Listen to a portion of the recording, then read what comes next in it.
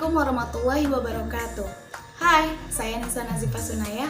Pada kesempatan kali ini saya akan menjelaskan tentang apa saja sih kebutuhan peserta didik.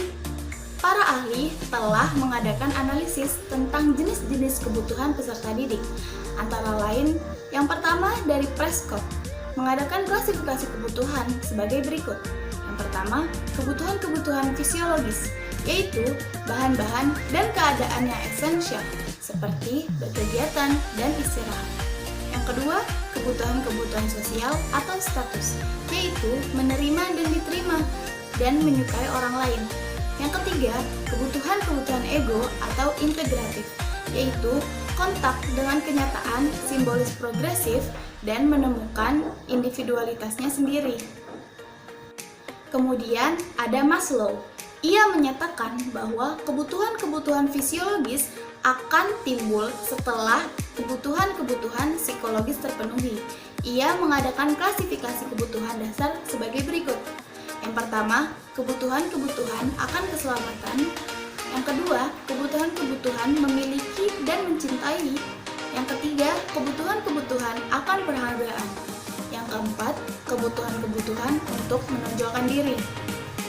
Maslow yakin bahwa ada hubungan dalam pemuasan kebutuhan dan berjalan secara sistematis. Misalnya, setelah kebutuhan lapar terpenuhi, baru timbul kebutuhan senang akan makanan. Adapun beberapa kebutuhan dasar peserta didik adalah sebagai berikut. Yang pertama, kebutuhan intelektual.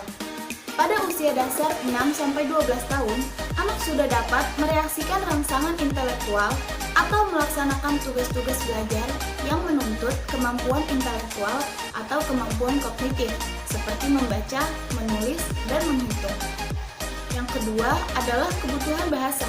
Bahasa adalah sarana berkomunikasi dengan orang lain. Dalam pengertian ini, tercangkup semua cara berkomunikasi di mana pikiran dan perasaan dinyatakan dalam bentuk tulisan, lisan, isyarat, atau gerak dengan menggunakan kata-kata, kalimat, bunyi, lambang, gambar, atau lukisan.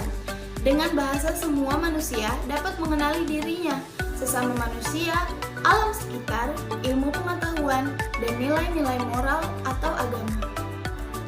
Terdapat dua faktor penting yang mempengaruhi perkembangan bahasa. Yang pertama, proses jadi matang. Dengan perkataan lain, anak itu menjadi matang, atau organ-organ suara atau bicara sudah berfungsi untuk berkata-kata. Yang kedua, proses belajar, yang berarti bahwa anak yang telah matang untuk berbicara, lalu mempelajari bahasa orang lain dengan jalan meniru ucapan atau kata-kata yang didengarnya. Kedua proses ini berlangsung sejak masa bayi dan kanak-kanak. Kemudian kebutuhan dasar serta didik yang ketiga adalah kebutuhan sosial. Berkat perkembangan sosial, anak dapat menyesuaikan dirinya dengan kelompok teman sebayanya maupun dengan lingkungan masyarakat sekitarnya. Dalam proses belajar di sekolah, kematangan perkembangan sosial ini dapat dimanfaatkan atau dimaknai dengan memberikan tugas-tugas kelompok, baik yang membutuhkan tenaga fisik maupun tugas yang membutuhkan pikiran. Hal ini dilakukan agar peserta didik belajar tentang sikap dan kebiasaan dalam bekerja sama, saling menghormati, dan bertanggung jawab. Kemudian ada kebutuhan emosi. Kemampuan mengontrol emosi diperoleh anak melalui peniruan dan latihan pembiasaan.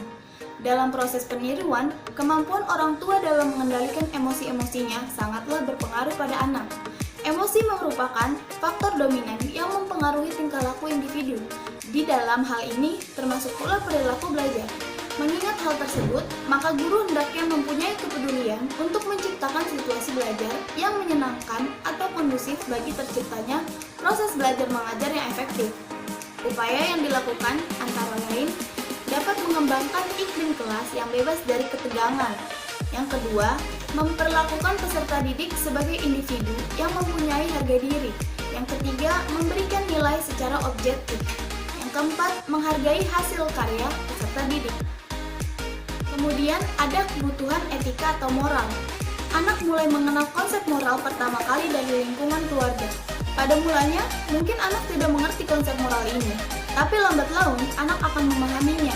Pada usia dasar sekolah, anak sudah dapat mengikuti peraturan atau tuntutan dari orang tua atau lingkungan sosialnya. Pada akhir usia ini, anak sudah dapat memahami alasan yang mendasari suatu peraturan. Di samping itu, anak sudah dapat mengasosiasikan setiap bentuk perilaku dengan konsep benar, salah, atau baik, buruk. Kemudian, ada kebutuhan penghayatan keagamaan.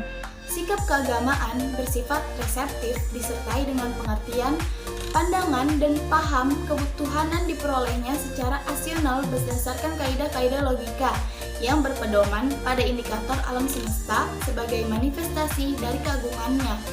Yang kedua adalah penghayatan secara rohaniah semakin mendalam pelaksanaan kegiatan ritual diterima sebagai keharusan moral. Kebutuhan dasar peserta didik yang terakhir yaitu kebutuhan fisik. Seiring dengan perkembangan fisiknya yang beranjak matang, maka perkembangan motorik anak sudah terkoordinasi dengan baik. Sesuai dengan perkembangan fisik motorik, maka di kelas-kelas permulaan sangat tepat diajarkan dasar-dasar keterampilan untuk menulis dan menggambar, keterampilan dalam mempergunakan alat-alat olahraga, gerakan-gerakan untuk meloncat, berlari, berenang, dan sebagainya, baris berbaris secara sederhana untuk menanamkan kebiasaan, ketertiban, dan kedisiplinan. Mudah-mudahan informasi yang saya berikan bermanfaat ya. Terima kasih. Wassalamualaikum warahmatullahi